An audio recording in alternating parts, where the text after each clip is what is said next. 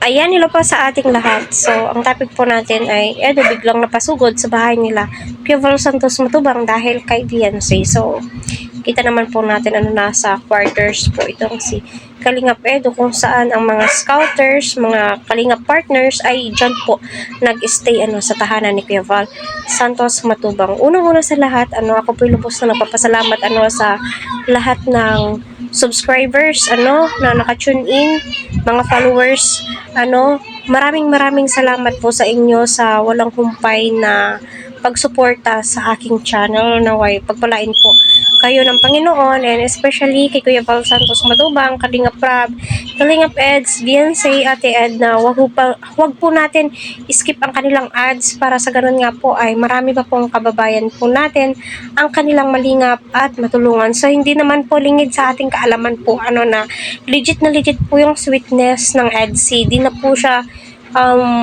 content lang, kundi totoong pagmamahal na po talaga ang pinapairal ni Kalingap Edo sa mga vlogs po nila, which is nakikita naman po natin yun at nakasubaybay naman tayo sa EDC. Kahit off-cam ay kita naman po natin na andun pa rin po yung spark. No, ika nga ni Eds, napaka-normal po talaga ni Beyonce sa mga kilos po niya, yun at yun pa rin po siya.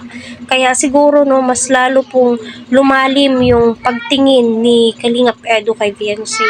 At hindi po natin mabiblame si Kalingap Edo kung bakit biglang nahulog ang kanyang damdamin kay Beyonce. Kasi nga po, si Beyonce ay maalaga. Yan po yung mga gusto ng mga Kalingap Good Samaritan, yung maalaga, inaasikaso po sila, kasi alam naman po natin lahat na pagod po yan sila sa pag-i-scout, sa pagtulong, so kailangan po talaga nila ng isang babae na makakaintindi sa kanila. So ano pong kinalaman ni Kuya Val sa ating topic? Syempre, ika nga, sa live ni Kuya Val, lately na itong si Eds ay napunta nga po sa kanila, humingi ng basbas, dahil nga po,